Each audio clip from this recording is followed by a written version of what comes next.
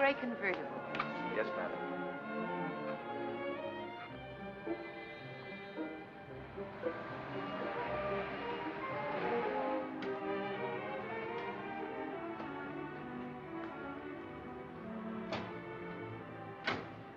Turn off your motor, please. Come on. Close that door. What do you want? Come on, we'll talk inside. I'm the store detective. Well, I haven't time. Won't take long. Open your bag. But I don't understand. Open it, please. I'm going home. I don't want to be talked to like that. All right, if you want it this way. Harry. Yes, Mr. Hogan? I just want you to witness this. See this pin? Yes, Mr. Hogan. Okay. You have a sales slip for that pin, madam? If you have, I'll take a look at it. Come on, come on. We're wasting time. You'll have a crowd here in a minute.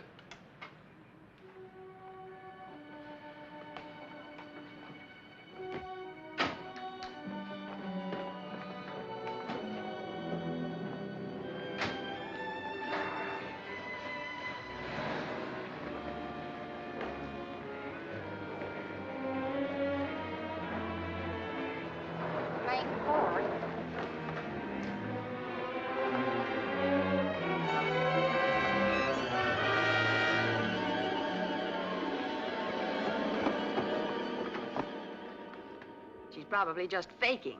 Yes, they usually pull a feint when they're caught, especially the fancy-looking ones. All right, lady. You're awake now. Let's have your name. No. I can't tell you my name. We've got the goods on you. You can't wiggle your way out of this. The sales girl here saw you do your shoplifting. I certainly did. The mermaid pin was $300, and she said she wanted something more expensive. So I turned partly to the showcase, and I could clearly see your reflection in the glass as she The pin was removed from your purse by Mr. Hogan here. Now, you can either give me your name and come clean with a statement, or you can save it all to tell to the police. Police? If you know what's good for you, you'll talk now. You mustn't speak, Mrs. Sutton. You're still dizzy and too weak to remember. Hey, wait a minute. What is this guy, a lawyer? Mr. Sims knows who I am. Why, yes, but I'm busy, Mr. Corvo. If this woman is a friend of yours, the best She's thing... no friend of mine. It's you I'm concerned about, Mr. Sims, and your wife, who is a client and a very dear friend of mine.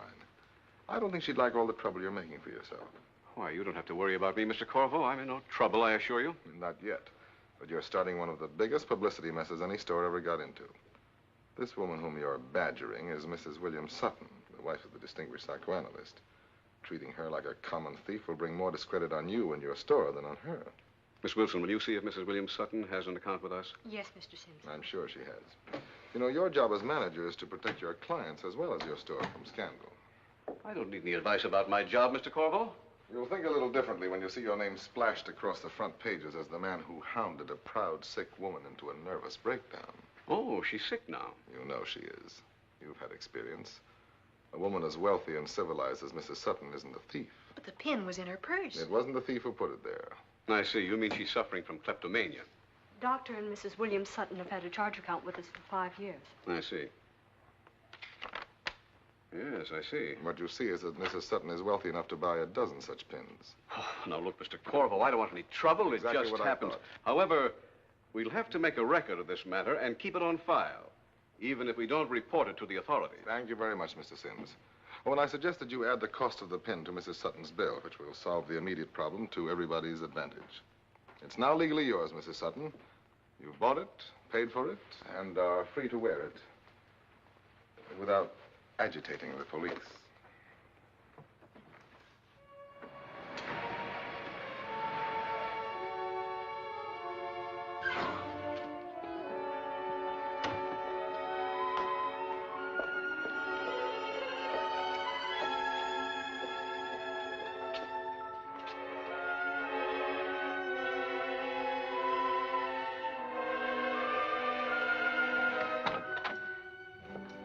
Is there someone with my husband, Miss Hall? Yes, there is, Mrs. I Sutton. want to see him. I can't wait. I must see him now. Please tell him. I have orders never to disturb him unless I it's something know, Miss Hall, I know. Of course, if you're ill, Mrs. Take a Sutton, note. or there's something... Just give it to him. I'll wait upstairs.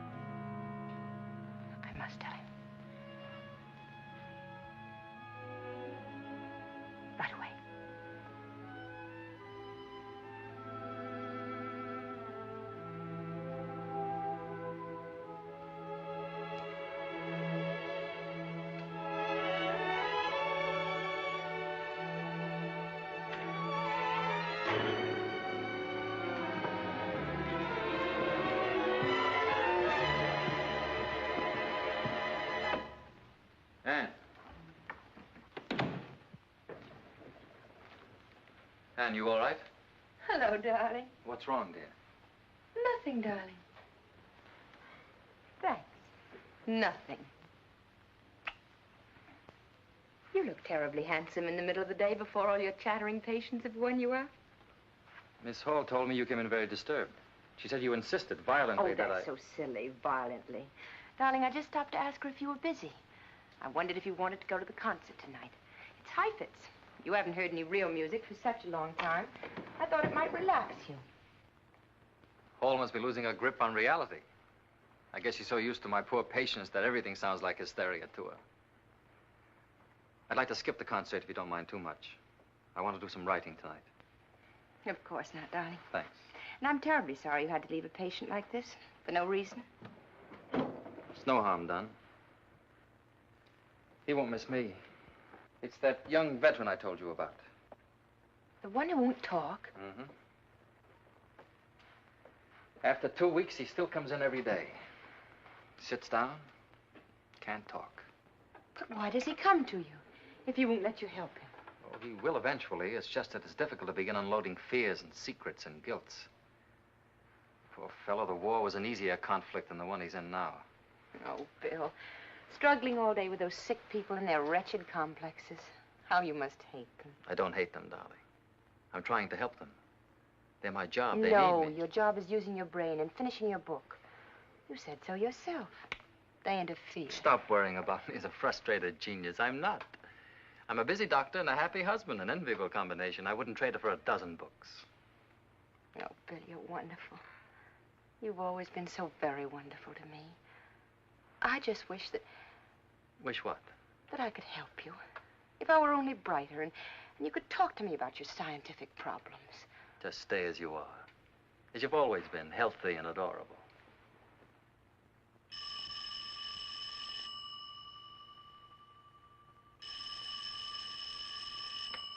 Dr. Sutton's residence. Who is it? Who's calling, please? Just a minute. Mr. David Corvo. Oh, tell him I haven't time to... Oh, never mind. You can clean up later. Hello, Mr. Corvo. I'm sorry, but I can't.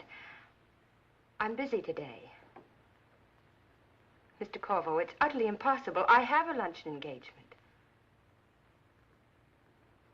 But why should I see you? I quite understand.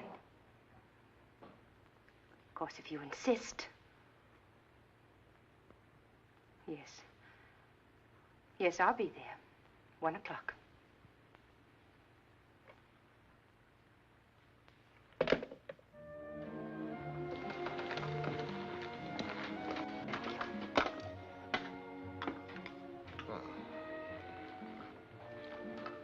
Thank you, Vincent. You were wise not to tell your husband, Mrs. Sutton. A successful marriage is usually based on what a husband and wife don't know about each other. Too frightened to eat, Mrs. Sutton? I'm not hungry. I see. Waiting for the wretched blackmailer to remove his mask and begin his blackmailing. What do you want? You mean, how much? Yes. Well, I saved you from an ugly scandal, one that could ruin your distinguished husband's career. What an advertisement for a renowned psychoanalyst, married unaware to a kleptomaniac. And you are willing to pay me to keep this whimsical fact out of the newspapers? Yes. Now? Yes, now. Well, I can see that I was never cut out to be a villain. I dislike inspiring so much terror in such a lovely woman. Please don't talk to me. Yes, I forgot you're buying my silence. $5,000. Dear me, that's quite a sum considering that it's tax-free. I take it you don't intend to report this either to Uncle Sam or to your husband. Very few wives are in so fortunate a position with a bank account of their own. Obviously a large one. That's all I'll pay. That's quite enough. Isn't it? You're rather disillusioning, Mrs. Sutton, for the wife of so brilliant a man as Dr. Sutton. First of all, for your stupidity in assuming that you can get rid of a blackmailer by giving him money. Secondly, and worse, by identifying me as a nasty crook. Here's your check, Mrs. Sutton. You disturbed my vanity rather deeply. I always fancied I had a fine, upright look and that an honest heart shone out of my not too splendid face. Oh, I'm joking, Mrs. Sutton. Please, Vincent here is an old friend. I wouldn't want him to think that I was an ogre that makes beautiful women cry into their soup.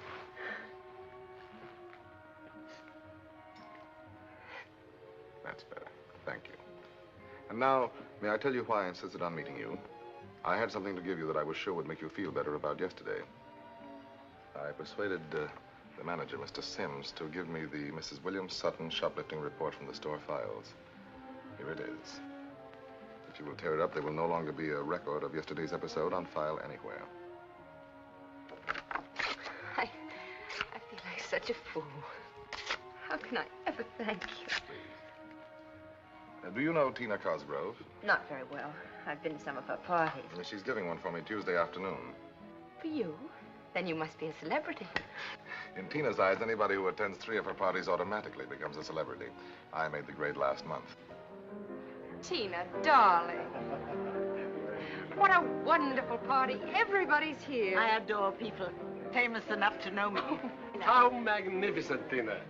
Wherever you are, you always attract the best society. Oh, don't be silly, dear. I don't have to attract society. I manufacture it. Sam, I want you to meet my guest of honor. Yeah, of course. Well, David, this is Ferruccio, 31st Baron of Ravello. I do. And his adorable fiancée, Taffy Lou.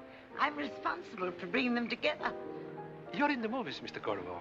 no. Mr. Corvo reads souls, guides human destinies with the aid of the stars, and makes fortunes for other people at a nominal fee. How wonderful. I have always admired fortune tellers, Mr. Corvo. I am not quite a fortune teller. He's a genius. Before you go, you must attend one of his lectures on hypnotism. Nor am I quite a hypnotist. I use a number of sciences in my experiments with the human family. For instance, you, Baron, are obviously born in November. Late November. Yes, Sagittarius. But how do you know that? You are also a hyperthyroidic type, plus a thalamus overfunctioning. And I would say from the droop of your eyelids and the overstressed tone of your speech, with a manic depressive tendency. Adding up these various informations, we get a man of violent temper suffering from fits of melancholia, who within the past year has been preoccupied with the thought of committing suicide. But how can you know? I have spoken it to nobody except my Taffy Lou. And how the stars tell you that? Not the stars, my eyes. They too are a science. The cut is only recently healed. A bad one. But this man is marvelous. You mustn't move a step from now on without consulting him. I'll arrange everything. I'll bring him to Italy for your wedding. All it will cost you is expenses for David and me in Rome. It will be a pleasure. Darling, you make us sound like a pair of pickpockets, which is unfair to one of us. Will I get you a drink, Anne? Yes, please. Arrivederci. Arrivederci. I hope that your new marriage will give you something to live for, if only a divorce. A pure canaster, boys. Now, this will help your headache. Does it show? Not much. A little squint in your eyes. How could you tell the Baron was born in November? Taffy Lou is my protege. I interviewed her just an hour before I came to the party. Very ingenious. I'm so glad you're here. You make Tina's party seem an almost human event. You're wonderfully remote from this sort of people. I want to help you, Anne. Your eyes are full of fear and tension. Have you slept? No. Not since that day? I can't sleep. Pills any help? They're no good. They don't put me to sleep. They just make me jump inside. Yes, I know. I'll have to ask Bill for some other kind. Don't. Your husband is not entirely a stupid man. If he finds out you have insomnia, he'll start looking for its cause and probably stumble on it. We don't want to disillusion him and appear like all the other twisted little customers on his analyst's couch. If I could only sleep. You need treatment. And you can't go to a doctor.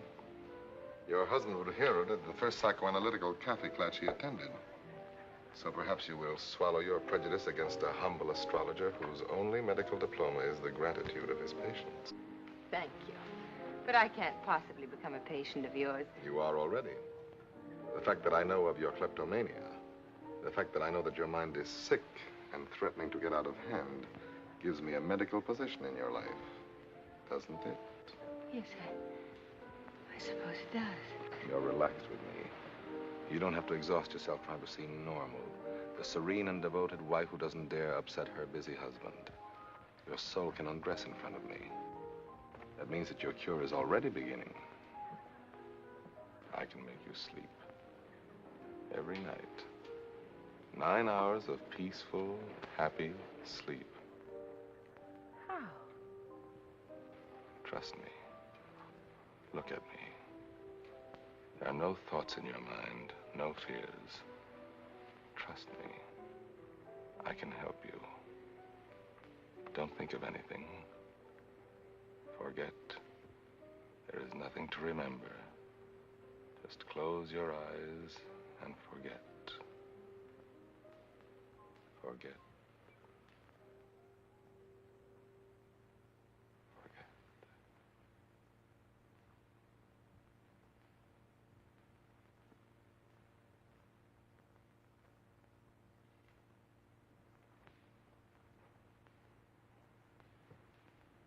Can you hear me, Anne? Yes. You can hear only my voice. All of the sounds have faded away. You will hear only my voice until I wake you up. Yes. You must do what I say. Do you know that? Yes. Go to the window. Draw the curtains. Go to the door. Close the door. Then come back and sit down. Now, open your eyes.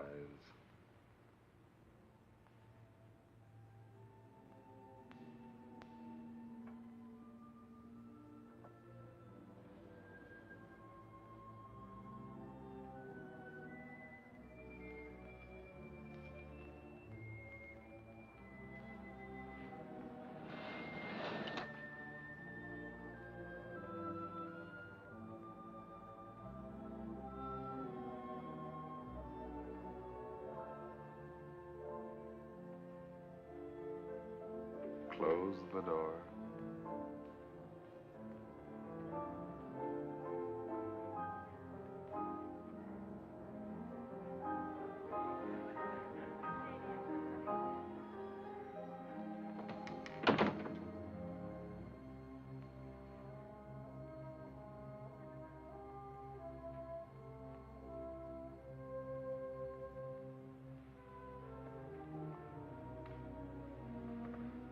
Give me your hand, Anne.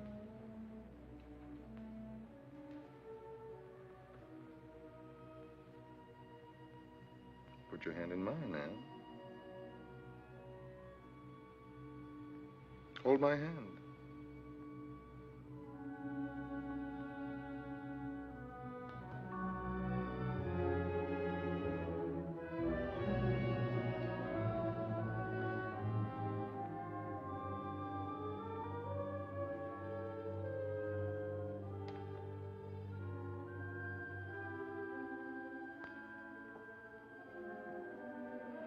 Close your eyes.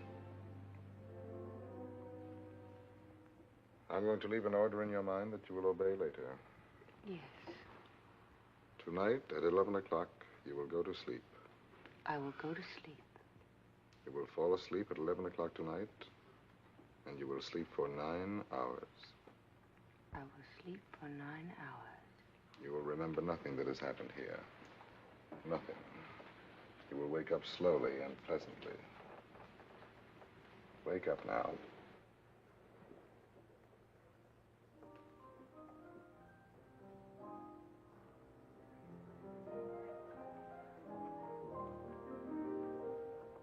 Was I asleep? You relax for a moment. Feel better? Oh, yes. Much. I really feel so rested. And you will sleep tonight without any trouble. What if I do? Sorry. Oh, Terry, come in.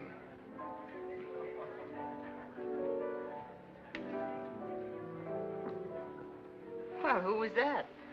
The woman who no longer admires me as much as she used to. Her name is Teresa Randolph. At 3 o'clock tomorrow, Anne?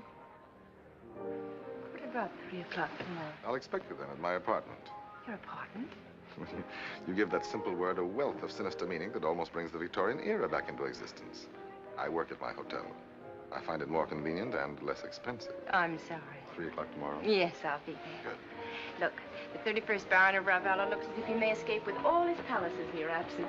You'd better do something about I'm it. delighted to have brought back a little of your wit, even at my expense. Ma barone, perché andate via quando subito? Rimanete, ora, vi prego. In the meantime, I'll fix Siete up. il mio invitato favorito, bravo. How do you like that? Qui.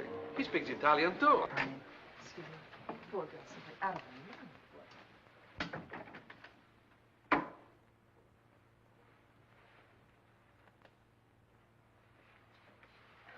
Dear, I'm out of powder. Care to use mine, Mrs. Sutton?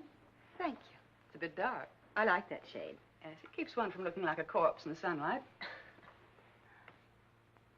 I'm Teresa Randolph. How do you do? I owe your husband a great deal. He's a very brilliant and honest man. Yes, he is all of that.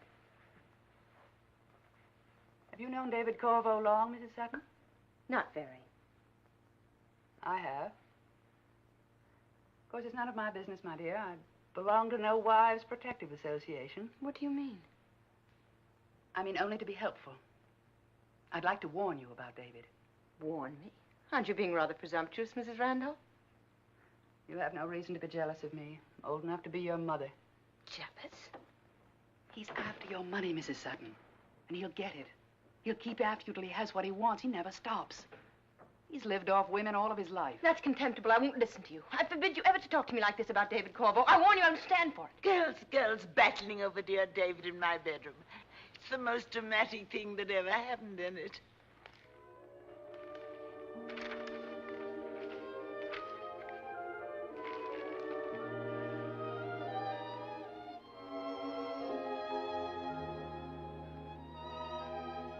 Three days and 3 nights without you. You know, that's a great sacrifice to make for psychiatry. Would you like me to go along, Bill? I love San Francisco. Oh, it would bore you to death. Afternoon and evening sessions. I wouldn't go myself if I weren't slated for one of the main discussions. Of course you must go. I'll be lonely. Very proud of you. Oh, darling, I'm all greasy. A minor handicap. Did you have a good time at the Cosgrove party this afternoon? Yes, very nice. Oh, I'm glad. Who was there? Oh, the usual people.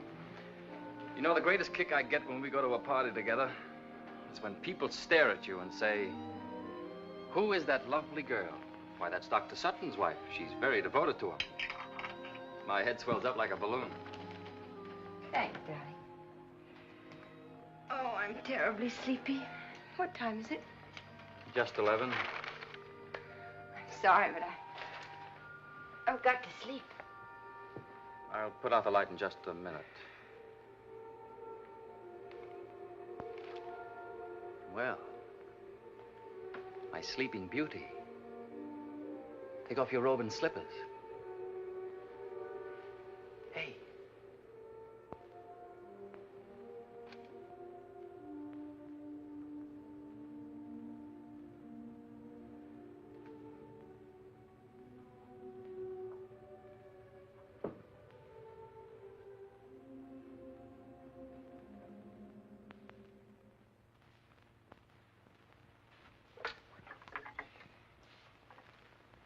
Hello, Daisy.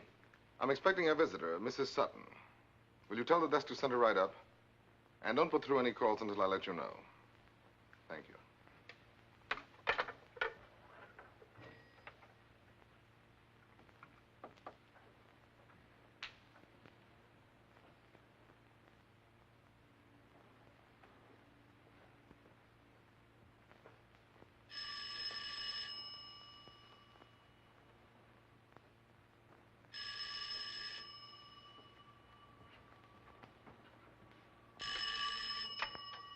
Now, Daisy, I told you I didn't want to be disturbed.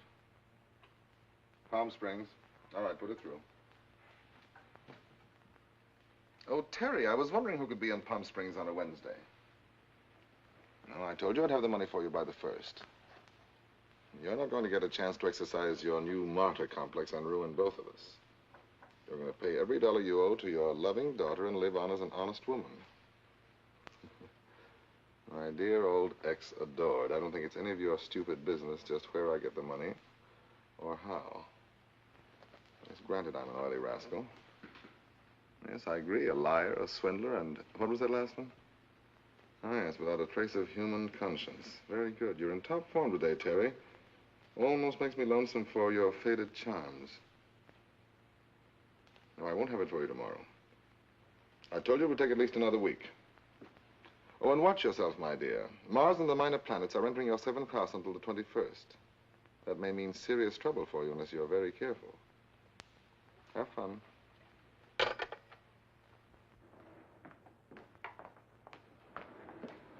Is Mr. Corvo in? Mrs. Sutton? Yes. Please go right up. Apartment 9B. Where's the house telephone? Right over there, but Mr. Corvo is expecting you. Thank you. Apartment 9B, please.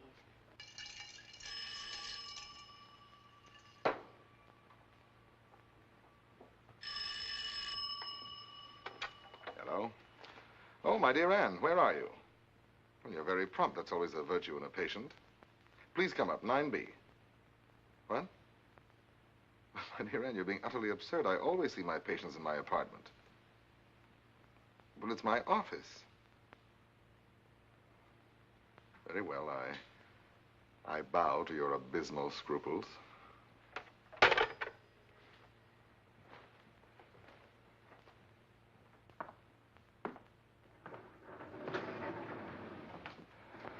Hello, my dear. May I say that your conduct is a bit disturbing to a man of integrity? I'm sorry to disturb you. I do not surround my work with the impressive gadgets favored by your husband and his fellow professors, such as downy couches and recording machines. But my professional ethics, unorthodox as they may be, do not include practicing medicine in a lobby. Isn't there a bar or grill open? Forgive me for my lack of understanding. It's not me you're afraid of, but yourself. Relax. Let's go in here and you'll be safe from any unwifely impulses. You're a bit smug. And rather stupid, Mr. Corvo. Indignation in a patient is always a sign of progress. However, as your doctor, may I call attention to the illogic of your behavior? How much better to sit unnoticed in my apartment than to squat here and be seen by everybody, holding an alcoholic rendezvous with a man. You make me feel very young. I haven't heard that seductive line since my college days. Were they happy days? Yes. Happier than now? I know you, Anne, better than you know yourself. You're unhappy. You're miserable. You've locked yourself away in a characterization, the serene and devoted wife. That play acting is destroying you. You know, you make me ashamed to be here. Why? Because I should have gone to my husband, not to you. Your husband can't cure you, Anne. He's the one who made you sick. That's nonsense. You mustn't be afraid of what you want. It's better than stealing. Better than exploding with neuroses. You misunderstand me. I'm not looking for a love affair. Vincent. Afraid of being plied with liquor? I'll have a martini. 2 martinis, Vincent. Yes, Mr. Corvo. Did you sleep last night? Yes. 9 hours. I woke up this morning absolutely a new woman. As if there were nothing wrong with me. I should think that would inspire a little trust toward your doctor. May I be frank? Please. I heard things about you yesterday which may or may not be true. From Mrs. Randolph, a former patient of mine who has transferred her hallucinations to your husband's office. Hardly a sound source of information. Possibly not. But I'm grown up enough to know your technique. You have a talent for making a woman feel close and dependent on you. I can release you from a torture chamber called Mrs. William Sutton. I'm afraid you're wasting your time. Sit down, please. I understand you completely. You adore your husband, and you want me in your life only as a man who can put you to sleep, rather than wake you up. Yes, and I'll pay you. $50 for each treatment, and I'll come every day. Where do you want your treatments? Here in a bar room? Why not? Terry Randolph can be quite a nuisance. Will you give me her address? I feel awful about the way I talk to her. I think I should write her a note. Call her up. Right now. Tell her you've taken her warnings to heart and you intend to use me only as a doctor. At a distance of 4 paces. What's her telephone number? The switchboard girl will get her for you. Thanks. Daisy? Please, will you get me Mrs. Teresa Randolph on the phone?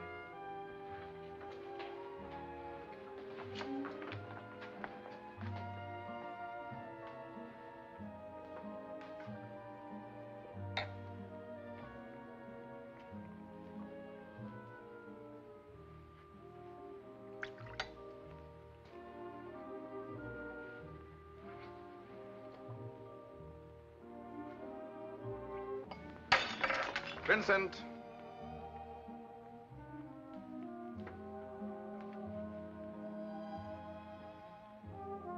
Vincent. There's a small accident. Clean that up quickly and bring us 2 more martinis, will you? Right away.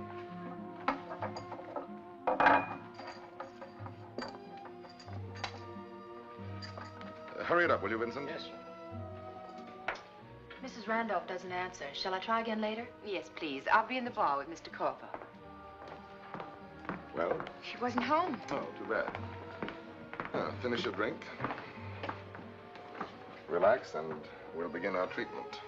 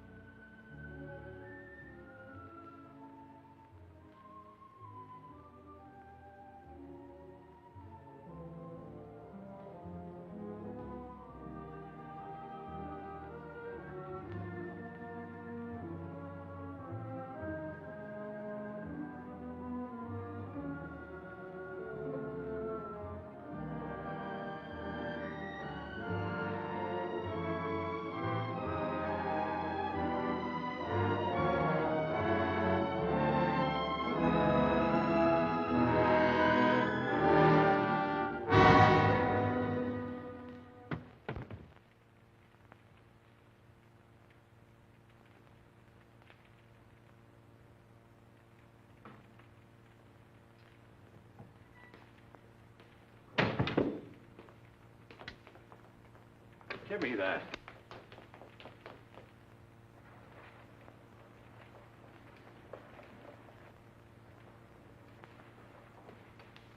Dead?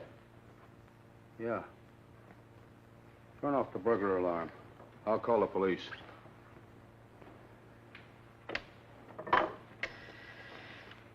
Operator, police department, please.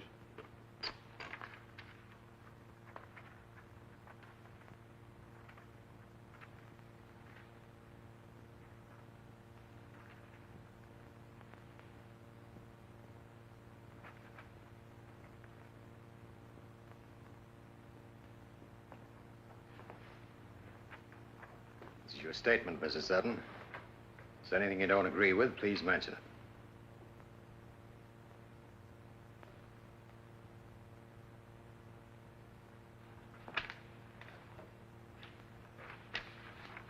Formal statement given by Ann Sutton, resident of Westwood, California.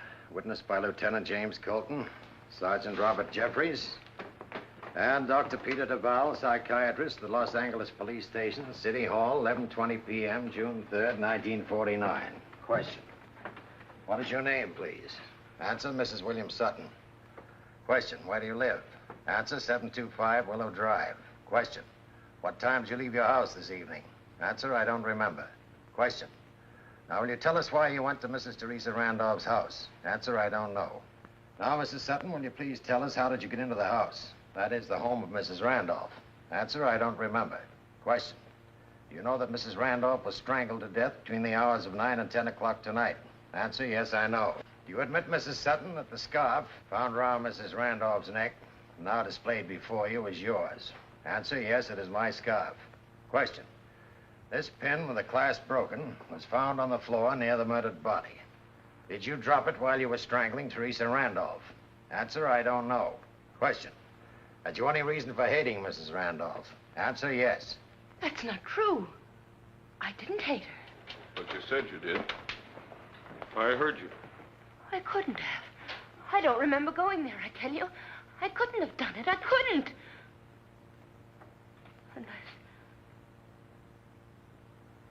Unless I'm crazy. Unless I'm crazy. If you wish, I can remove that remark about hating Mrs. Randolph from your statement. Doesn't matter. I'm all so mad. I'll continue reading that. Question. Did you go to Mrs. Randolph's house for the purpose of killing her? Answer, I don't remember going there. Hello? San Francisco. This is Dr. William Sutton. I'm sorry, I can't hear you. Would you mind repeating? Yes, Mrs. Randolph's a patient of mine.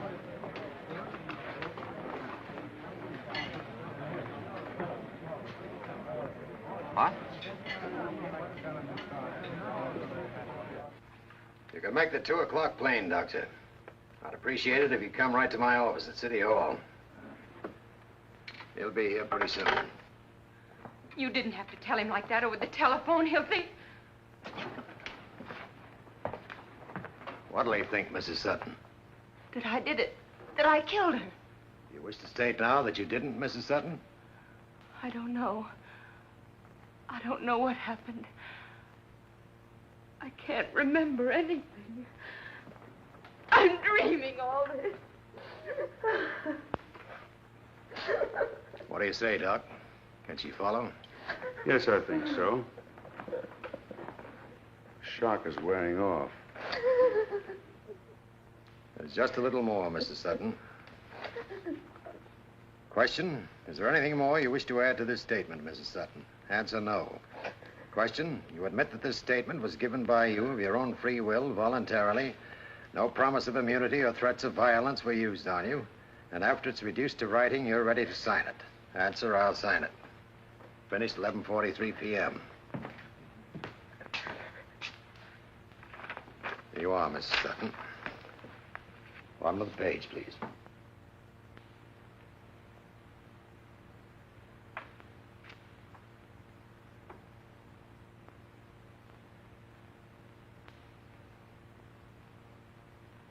Thank you. All right, Bob. Let's go.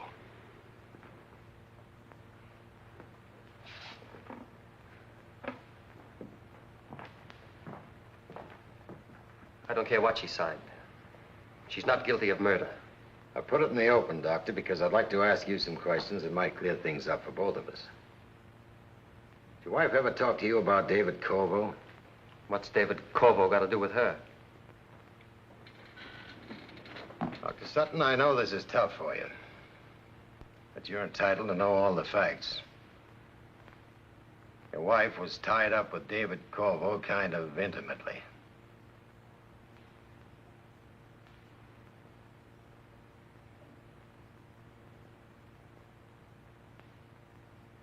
It's ridiculous. I don't believe it.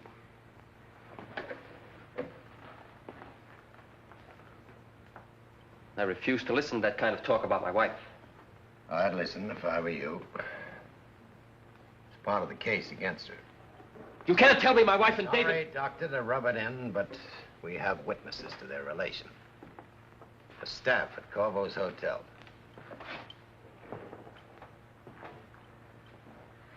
But it can't be true. It must be part of some fantastic plot against Anne. Last week, your wife denounced Mrs. Randolph in a fit of jealousy for coming between her and Corvo. Happened at a party.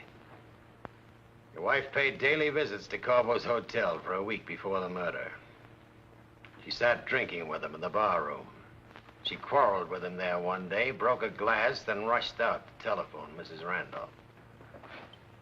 You have witnesses for that? Yes.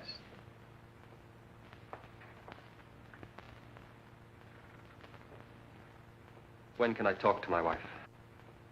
Now, if you want to. She's waiting in Dr. Duval's office. Get her, will you, Bob? You understand? It'll have to be in front of me. If I could have 10 minutes alone with her. Sorry, police regulations. But we'll stay out of your way. We're not trying to throw any curves in this case, Doctor. It isn't necessary.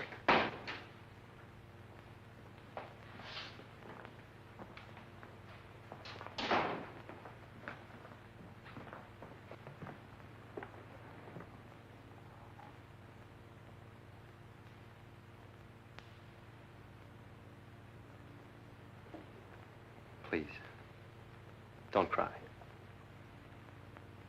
I won't. Thanks.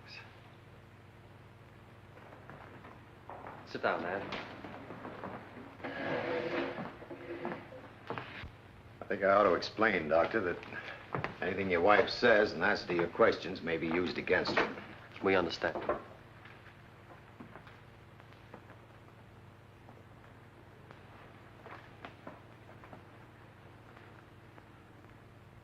Bill, there's something wrong with me. Help me, please. I'm going to help you with everything I've got, regardless of any other circumstances. What other circumstances? You'll tell me the truth, Anne? Will you? Of course, darling. I want to hear about David Corvo. Why, I met him just a few times. Go on. That's all, Bill. He hasn't got anything to do with this. He has. How? You've been to his hotel. No. You were seen there with him time and again, drinking. Yes, that's right. I met him in the bar. I meant I never went to his apartment. You fought with Mrs. Randolph at a party because you were jealous of her. Jealous? How can you think that? Do you love him, Anne? Oh, no, Bill. It's nothing like that. Anne, forget that I'm your husband. That doesn't matter now. We'll talk about that side of it later when you're out of your present danger. The truth is, you've been seeing Corvo for weeks at his hotel. He was helping me. Because I was sick. And you went to a quack like Corvo for doctoring? Yes. You were sick. What was the matter with you?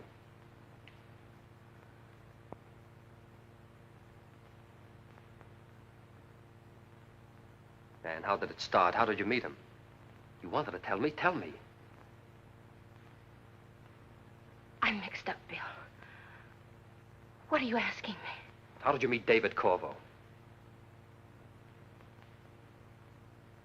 You won't believe me. No matter what I tell you. You don't want to hear the truth. You won't let me tell it. You think I'm lying. You are. Oh, no, Bill.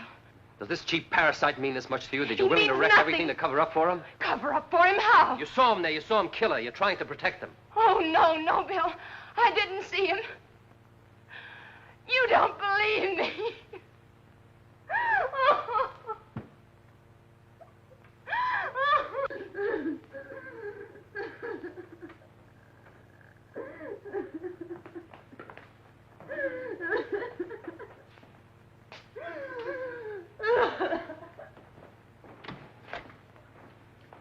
I'm afraid it's pretty obvious, Doctor. She was lying. Yes, he seemed to be lying. About David Corvo. We've been married quite a while. It was a very nice marriage. I only mention it because I want you to understand why she had to lie to me. It's very hard telling that kind of truth to a husband who's trusted you. I see. You charging her with murder, Lieutenant? Yes. Tell your lawyer. She didn't do it. She's protecting Corvo. He killed Mrs. Randolph. You see, I was Mrs. Randolph's doctor. Corvo made love to her and swindled her out of $60,000. The money was an inheritance and belonged to a daughter who was coming of age this month. Mrs. Randolph told you all this? Yes, in the course of her analysis.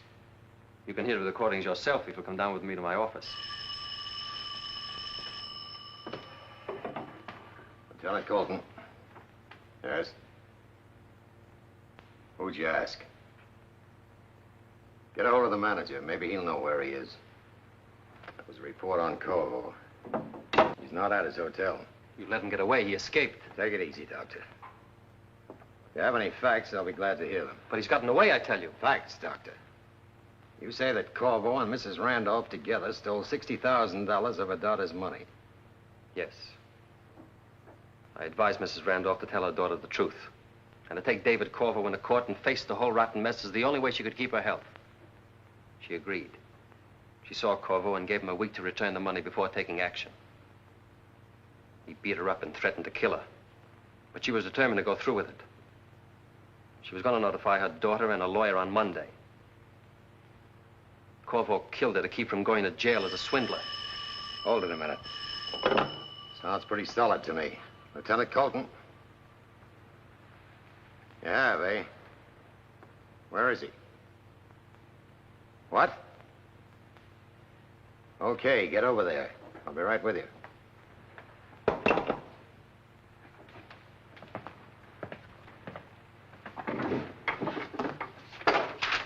We found Corvo.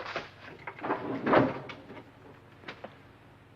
can come along if you want to.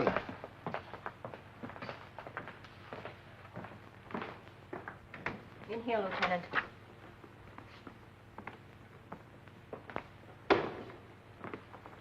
Lieutenant Colton, homicide. I'm Dr. Wayne, house physician. How long have you known this patient, Doctor? A year or so? He's David Corvo. That's right. I don't like to interfere, Doctor. Go right ahead. When was Mr. Corvo operated on? 2 p.m. yesterday. That's about 16 hours ago. Yes. You were present during the surgery? I assisted Dr. Winslow. What surgery was done? Gallbladder removal. How is he? He'll be all right. Let it go too long, they usually do. I advised him 6 months ago. May I look at the chart? You're Dr. Sutton, aren't you? Yes. Thought I recognized you. You've doctored the chart, Miss Elliott.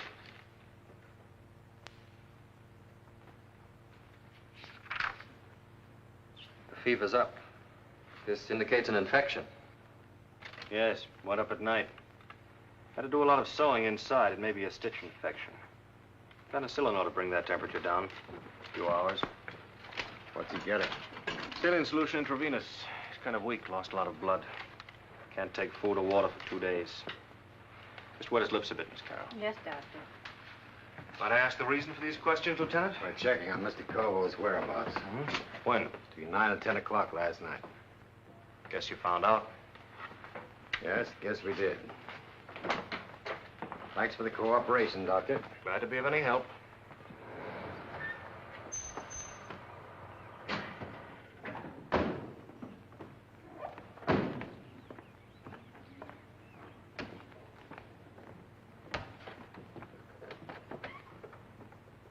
There's something wrong with it. There's something wrong about what we saw at that hospital. I know how you feel, Doctor. I've had theories blow up in my face kind of often. Forget about Corvo and get a lawyer for my wife if I were you. It's not a theory, Lieutenant. You'll hear facts. I didn't tell you half of them. I don't care how, when, or why, but it's Corvo.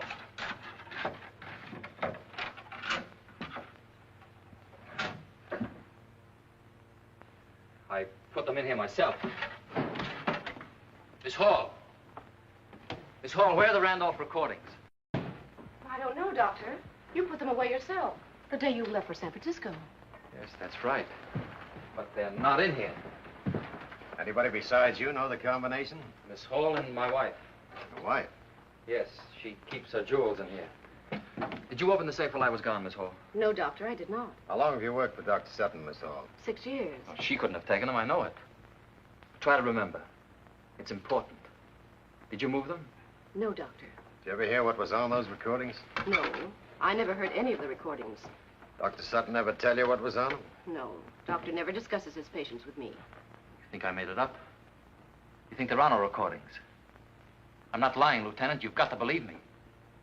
Well, maybe they'll turn up. I'd like to see the rest of the house, Doctor, if you don't mind. Save me coming back.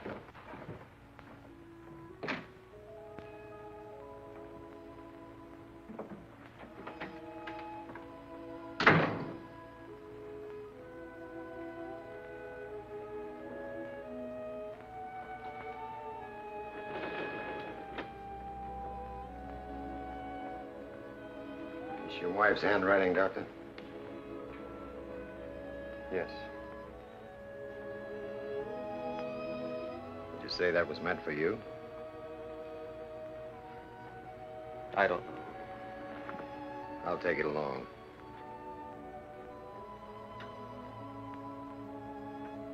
You better get yourself some sleep.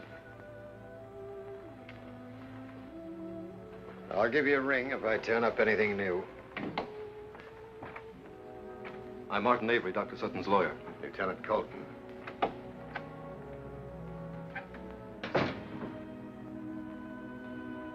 Bill, you know how I feel.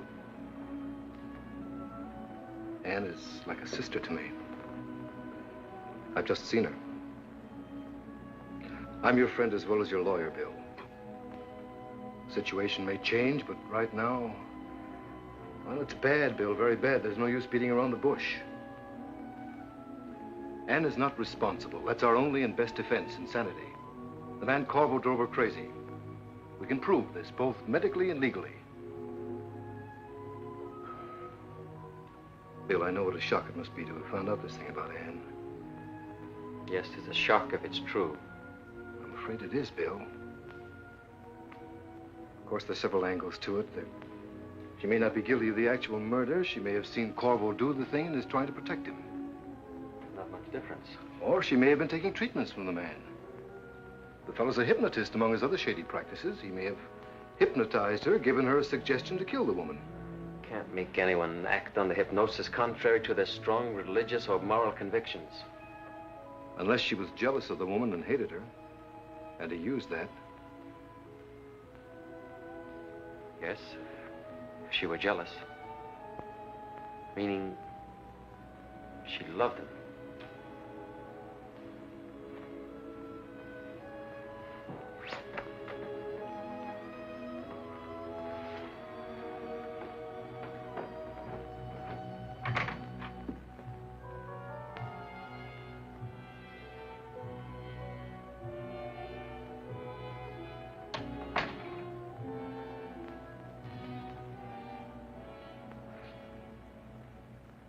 Sit down, Dr. Sutton.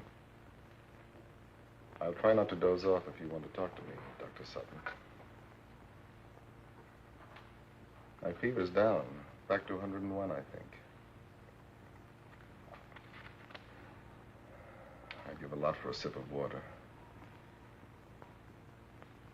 Please sit down. Easier for me to talk to you. Police still holding Anne? Yes. Stupid. Arresting an innocent woman. Medical chart meet with your approval, Dr. Sutton? You were in great pain last night.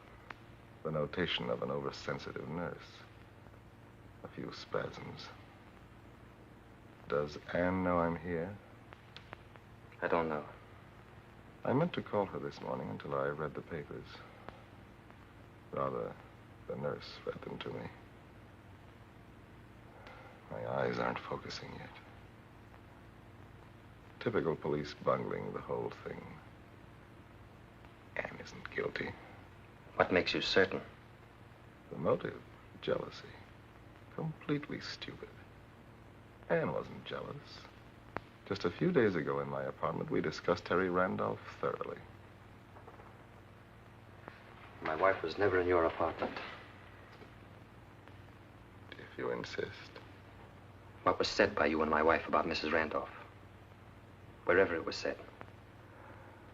I told Anne I was through with Terry, and she believed me. A man of experience always knows when a woman believes him. She was all over her jealousy. Sorry. It's hard to think. Full of drugs. Shouldn't have said that to you. Why not? Wrong to tell things to a husband. What are you telling me? Say it. Say it straight, Corvo. I didn't know one had to blueprint the facts of life for a great psychoanalyst. You're lying. You're not drugged, you're acting. You want me to think Anne loved you. You want me to believe that, don't you? Don't you, you cheap rat? Your bedside manner is a little odd, even for a psychoanalyst. Poor Anne in jail, in real danger, and you bellowing with wounded vanity. If you can rid yourself of some of your husbandly egomania, maybe we can both help save her.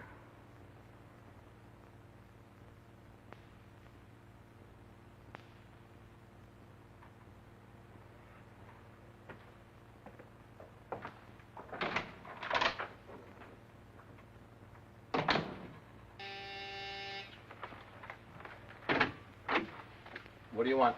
I'm Dr. Sutton. I was told Lieutenant Colton was here. You'll have to wait downstairs. Let him in, Andy. Nothing in any of these, Lieutenant. Thought you'd be getting yourself some sleep, Doctor. Find anything? Nothing. Fingerprints all Corvo's. A lot of correspondence, mostly bills. Hey, Lieutenant.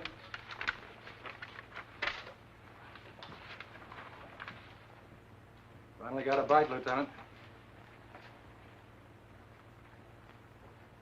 Looks like a woman's. Yeah. Index, middle finger, and thumb. All clear as rain. Looks like the lady was her, all right. Bring these to my office. Keep looking. Coming, Doctor?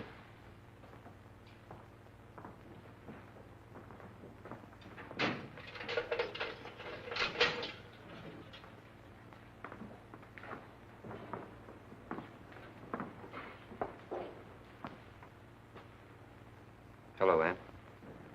Come, sit down. Did you get any sleep, Anne? I've talked it over with Bill, and we've decided on a line of procedure. We'll plead not guilty and not guilty by reason of insanity. Does Bill want me put away as a lunatic? Is that the procedure? Anne, we want to save you, Bill as much as I. we'll prove that your relationship with this man, Corvo, unbalanced your reason temporarily and drove you He to... had nothing to do with me. He didn't unbalance me or drive me to anything. Bill did. I don't think there's any point in my listening to this, Lieutenant. No, don't listen to it. Run away from the truth, as you have ever since you married me. You made me play act. I had to pretend I was healthy and happy when I was sick and miserable. Headaches, I couldn't sleep. Afraid to tell you. Afraid to lose your wonderful love. Locked away in the characterization of a serene and devoted wife.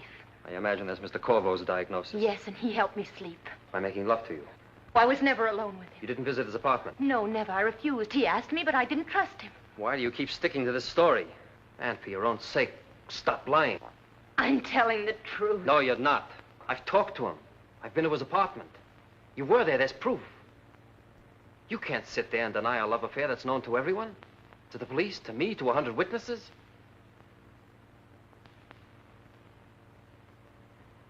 You've made your choice. You don't want my help. I can't be of any more use here, Lieutenant.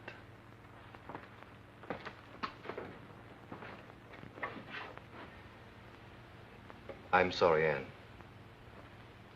He'll be back. No. He's gone. He hates me now. He doesn't hate you. He's exhausted and miserable. He was right. I've been lying to him. I can say it now because it doesn't matter. I'll never see him again. Would you care to make a new statement, Mrs. Sutton? I'm entitled to hear that privately first, Lieutenant. That's up to her. Privately? It doesn't matter. I brought him such horrible troubles, and I only wanted to love him. My husband's a very nice man. I don't think there are any nicer or kinder. Wasn't his fault. It was the way I am. I'm telling you all this because it has something to do with what happened to me. I'm a thief. What? I stole. What did you steal, Mrs. Sutton? I stole. It will be better if he divorces me. He must. For his sake. He can't be married to a thief. I did it before I stole. In school, when my father wouldn't let me spend money. And even after he died, he tied it all up in a trust fund. Thousands and thousands of dollars, but I could never have a new dress. Or have anything I wanted. That's how I fooled my father. By stealing. He didn't love me. He thought he did, but he didn't. Nobody ever caught me. I thought it was over when I left school and met Bill. I wanted to tell him. But I was afraid he couldn't love anybody who'd done that. I didn't tell him. It came back. Because he was like my father. He treated me like my father did, and I had to do it again. I tried not to. I couldn't sleep and got a pain and had to do it again. I stole a pin from a store. The Wilshire department store. He saw me. Who? Corvo. He helped me get away after they caught me. And that began your relation with Corvo?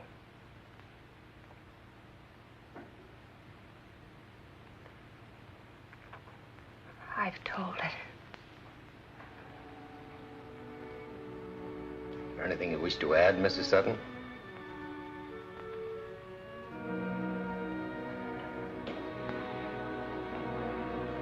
Take her back now.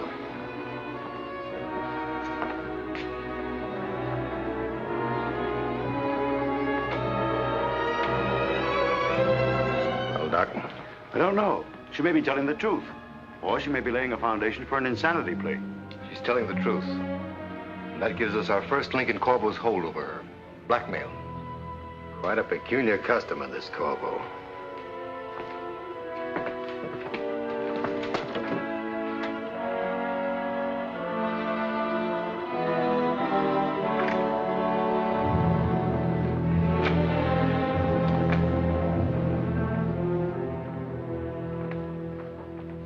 I'm Lieutenant Colton, Homicide Bureau. I saw you this morning, I think. You like talking? Not much. I won't bother you too long, then. How'd you happen to meet Mrs. Sutton? I imagine she's told you. You tell me. We're checking with the Wilshire department store, so if it's true, you might as well tell me. It's true. You saw her steal a pin and helped her out. That's right, Lieutenant. I understand you had quite a talk with her husband this morning. Yes. Difficult conversation, but civilized. No blows struck. Told all, eh? Kind of let her down in a hurry. I'm a bit too adult to cover up for that kind of a woman. What kind is that, Mr. Corvo? The disloyal wife. Don't misunderstand me. Personally, I have nothing against women betraying their husbands. Even our government is against monopoly. Oh, I seem to have offended you. I take it from your unpoliceman-like blushes that you're a happily married man. I was. She died last month. Sorry. Gallbladder operation like yours. Only it didn't turn out so well. From a lot of angles. That operation of yours saved you a lot of trouble. In what way, Lieutenant? You'd have made a pretty good suspect. Better than poor Anne? Much. I'll talk it over with you sometime when you're feeling better. Just a minute. You've made a rather startling accusation, Lieutenant. It's not fair to leave on that.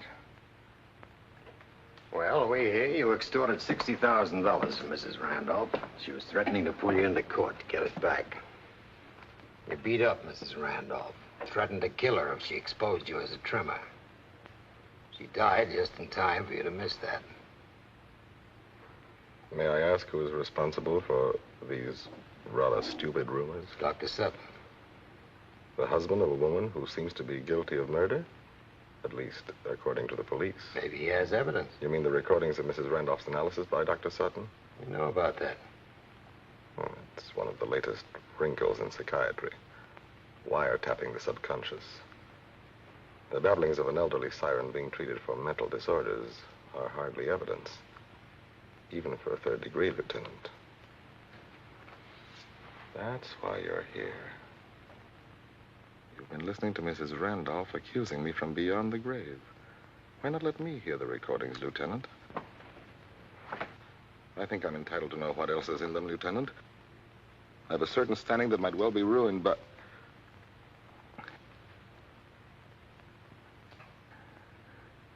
What else is in them, Lieutenant? I'll tell you some other time. I don't want to tire you now. Good night, Mr. Corvo.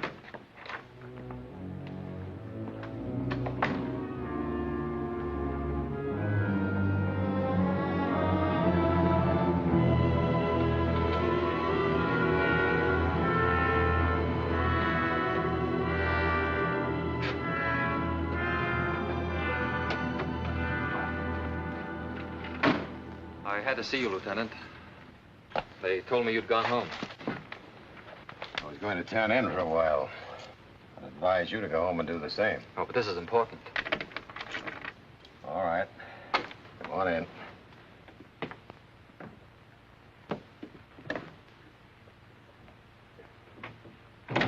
Kind of empty in here. I usually go in the kitchen.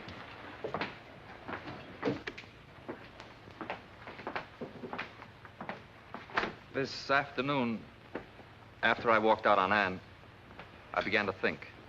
You know, it's curious when a husband can ignore 8 years of devotion when a tiny suspicion flies into his heart. Yes, it's tough when it happens, Doc. But it didn't happen, Lieutenant. That's the first sane thought that's come to me since this thing started. A woman like Anne doesn't change suddenly. Some fingerprints and a few odd circumstances can't wipe out a woman's heart and character as if they'd never existed. It's hard for a man to believe that his wife... But I'm not believing it, Lieutenant. I've got the key to the whole thing now, and I want you to listen with an open mind. All right. We'll talk it over if you insist. I'll make some coffee. You saw me behave like a blind idiot this afternoon. I'm supposed to have a brain, a training, a science for helping people. And I've been sounding off like a subhuman, attacking a woman that's consciously never done a wrong thing. You've got to believe me. I'm listening. This morning, when we found the recordings gone from my office, I knew who had taken them. I couldn't bear to tell you, but I knew. Anne. No one else could have taken them. I didn't tell you because it meant she had stolen them to protect Corvo. Consciously stolen them for him. That's what I thought. All the more reason for thinking so now, Doctor. She's admitted being a thief. But that's the whole point. Avery told me what she'd said after I'd left. Her kleptomania. It's probably a neurosis from her childhood. I'm not sure before I talk to her, and it'll take time to straighten her out. But now that I know, well, I've got lots of time. Nothing but time as soon as she gets home. Getting home is something I wouldn't bank on too much, Doctor. He couldn't make her steal under hypnosis unless she was already a thief. And that's how it happened. He made her steal the records and go to Mrs. Randolph's house under hypnosis and be found there with a dead woman when the police came in. That would make a good line of defense if you could figure out who did the killing. Corvo. Wait a minute, Doctor. I've been willing to go along with you, but his alibi's solid. I tell you it was Corvo. You're butting your head against a stone wall. I don't like him either, but he's accounted for. You saw him. He's not accounted for. His alibi stinks to high heaven. Here, I brought this out of my files for you. It's a UP story under a Hamburg dateline, December 10th, 1948. Absolutely authenticated. Dr. Theodore Herr, a surgeon, operated on himself under self-hypnosis. Removed his appendix in an operation that took 4.5 hours. He got up off the operating table and went to work for the rest of the day. No pain, no shock. I can't go along with this, Doctor. I'm sorry. I tell you, that's what happened. Corvo hypnotized himself and slipped out of the hospital at 8 o'clock and went off and killed Mrs. Randolph as he threatened to do. Then he came back. His fever was up to 104. The chart showed a sudden rise, remember? You're not helping your wife any with these loony theories, Doctor. I happen to know what a gallbladder operation is like. Look, Lieutenant, I'd like one favor. Can't do people favors in a murder case. Anne can solve the case for you. Okay, I'll let her work on it tomorrow. The solution is hidden in her brain, and I can bring it out. Let me take her to Mrs. Randolph's house where she was found. There, her memory can be awakened. That's enough theories for one night. I'm tired. But once she starts remembering, there's a good chance I can get her to retrace her movements.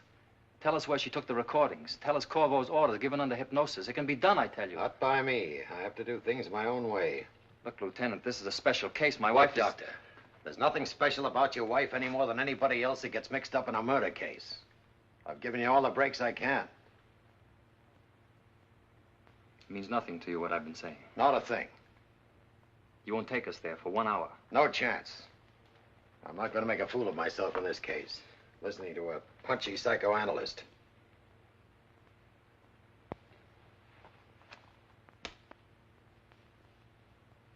I guess I'm the fool.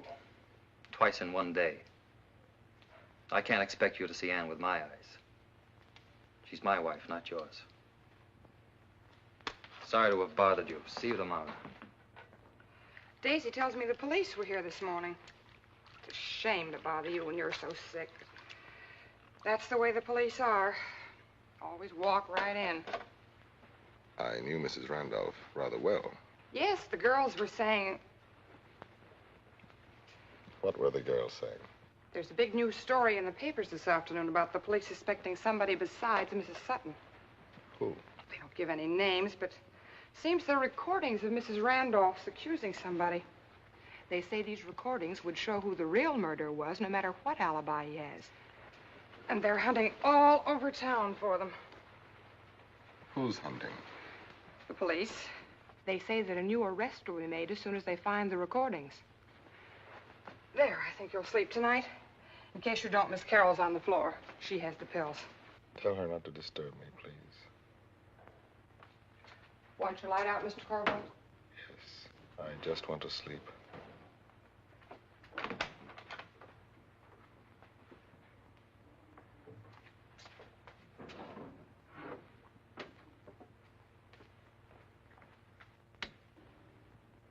Good night, Mr. Corvo. Good night.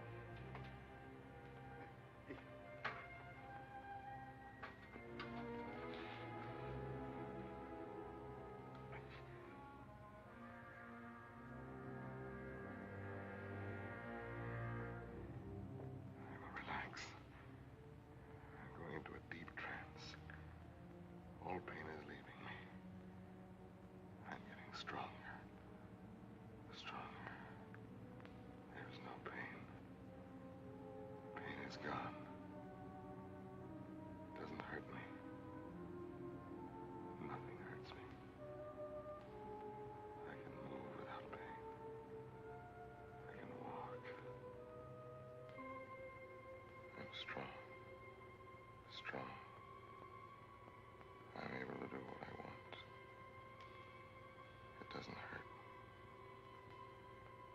I can walk.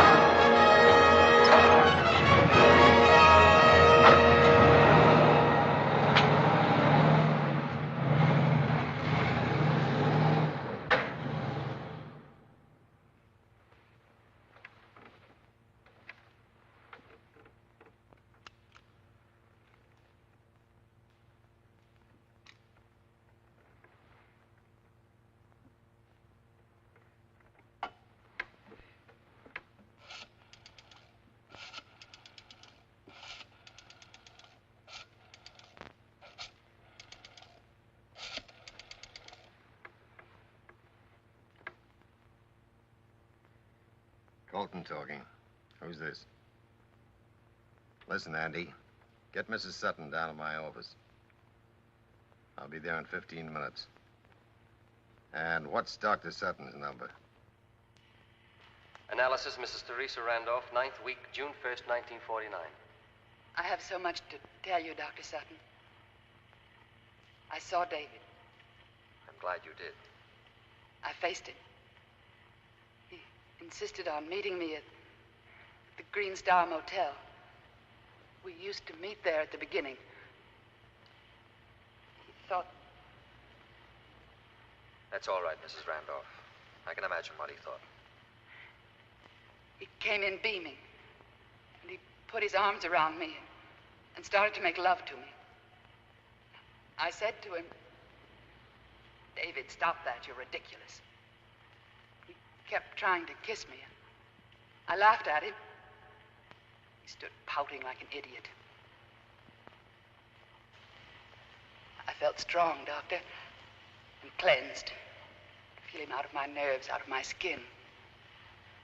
Even his voice, it used to thrill me so, sounded stupid.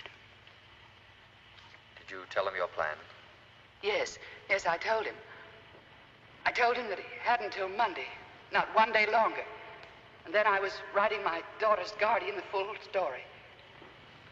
And going to my lawyer on Monday.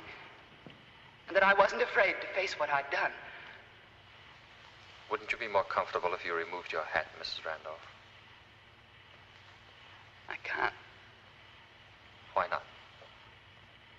I'm so ashamed. I hoped I wouldn't have to tell you. But I will. He beat me. He hit my face. The hat hides the bruises. He beat me and he said he'd kill me before Monday unless I changed my mind. The motel owner really saved my life.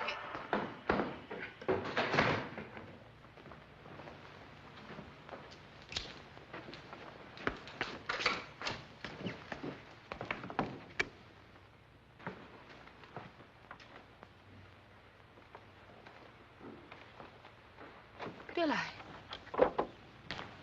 I can't remember anything. I'm trying, but I can't. You're resisting me. You could tell me if you wanted to all that happened. I do want to.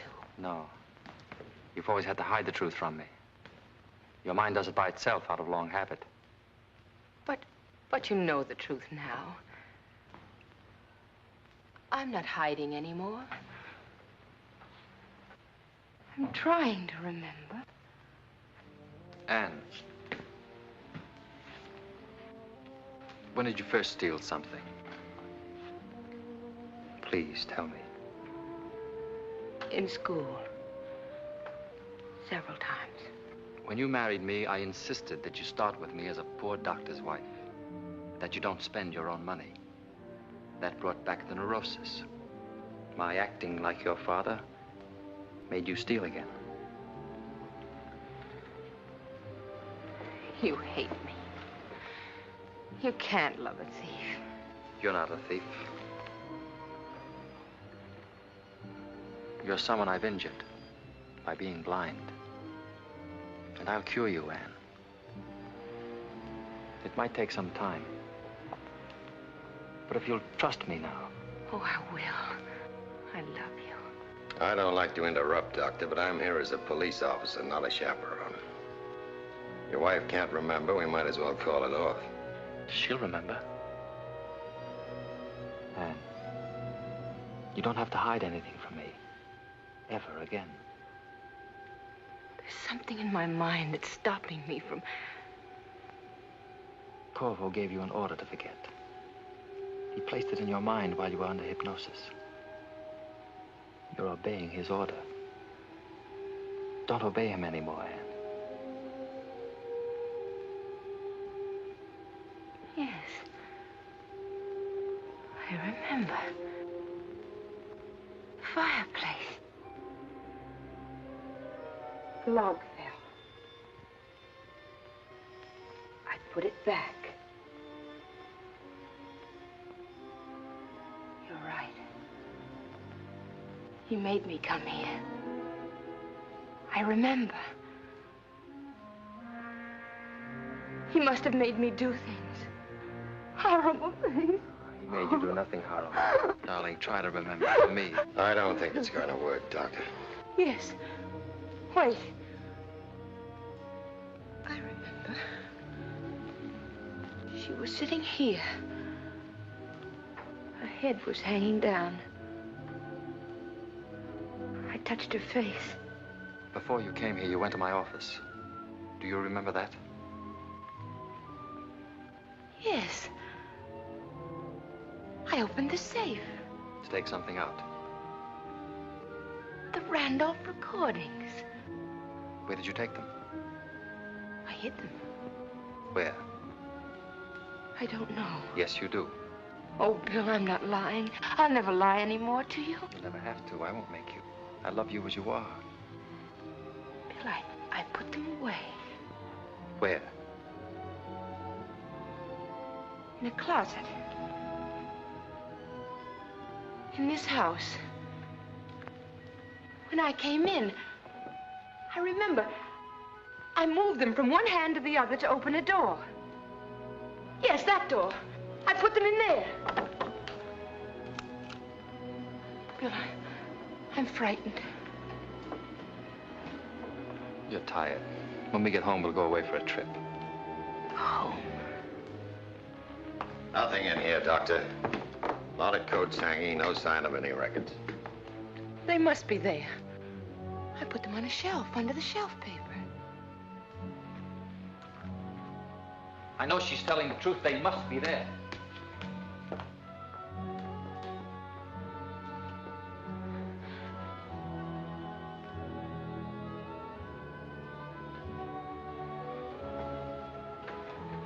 minivan.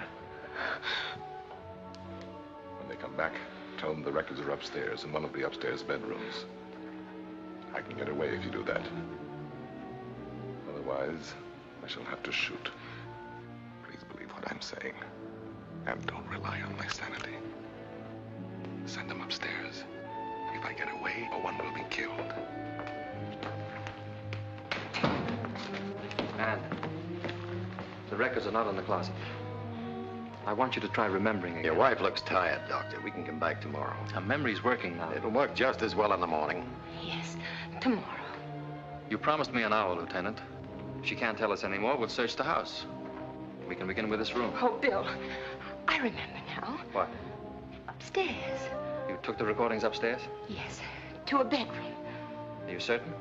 Yes, in a bedroom closet on the shelf.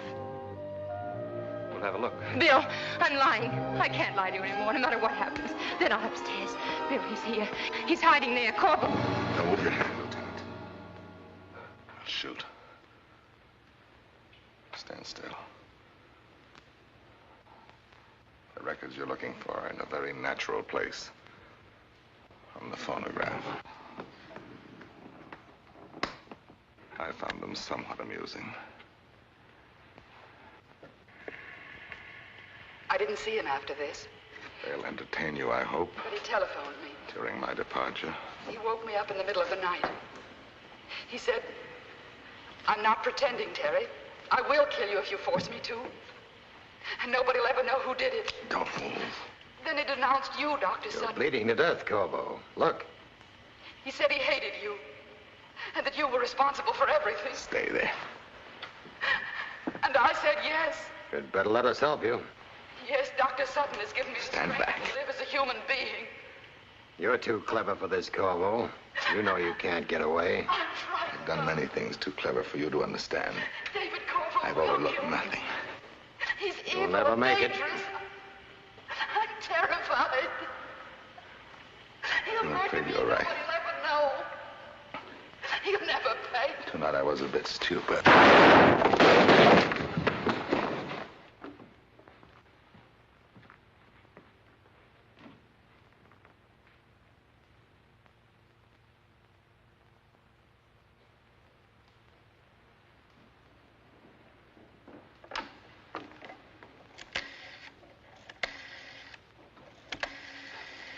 There. I'll pass Mrs. Sutton over to your custody, Doctor. Emergency desk, please.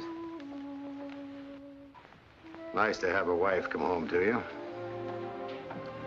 Hello, Lieutenant Colton speaking. Send an ambulance to 1400 Canyon Drive to pick up a body.